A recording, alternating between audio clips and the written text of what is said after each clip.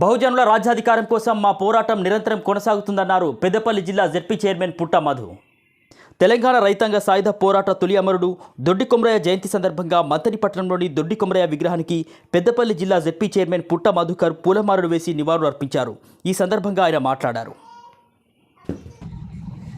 కీర్తిశేషులు దొడ్డి కొమరయ్య గారి 97వ జన్మదినం ఇవాళ మనం జరుపుకోవడం.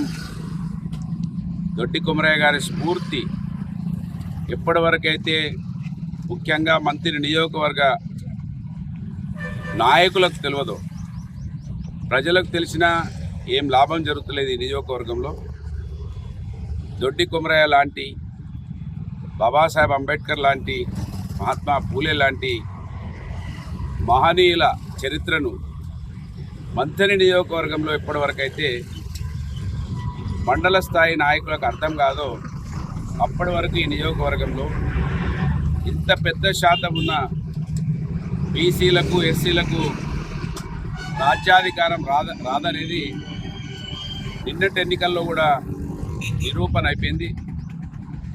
మందకృష్ణ మాదిగ గారు నిన్న మొత్తుకుంటా ఉన్నాడు, ఈ రాష్ట్రంలో ఎంపీ స్థానాలలో మా మాదిగలకు సీటు రాలేదని, 50% ఉన్న బీసీలకు 50% కూడా సీట్లు రాలేదని, ఇవాళ రెండింటికే పరిమితమైనవి బీసీలకు సీట్లు.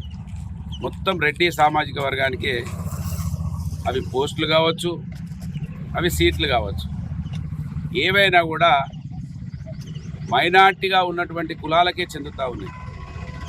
కనుక ఇవాళ BRS party, Congress party, BJP party, ఏ పార్టీల వాళ్ళైనా సంఖ్యా దామాషా పద్ధతిలో మరి ఏ కులానికి ఎన్ని సీట్లు రావాలనే ఒక పోరాటం, ఒక ఆలోచన, ఒక భయం రావాలంటే మా మంత్రి నియోజకవర్గంలో ఎక్కువ శాతం ఉన్నటువంటి బీసీ నాయకులు, ఎస్సీ నాయకులకు రిజర్వేషన్లు అనుభవిస్తూ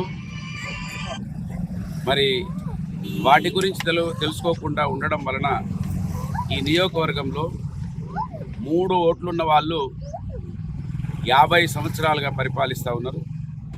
వాళ్ళ దొడ్డి కొమరయ్య పోరాటమే భూస్వామ్య పెత్తందారి వ్యవస్థ మీద ఆ రోజు మరి పోరాటం చేస్తే ఆయన స్ఫూర్తితో వచ్చిన తెలంగాణ ఉద్యమంలో చాకలి ఐలమ్మ, దొడ్డి కొమరయ్య, బాబాసాహెబ్ అంబేద్కర్, మహాత్మా పూలే వీళ్ళందరి స్ఫూర్తితో తెచ్చుకున్న తెలంగాణలో ఇంకా బానిసలుగా ఉన్నామంటే కారణం ఎదిగినటువంటి నాయకులకు తెలియకపోవడం.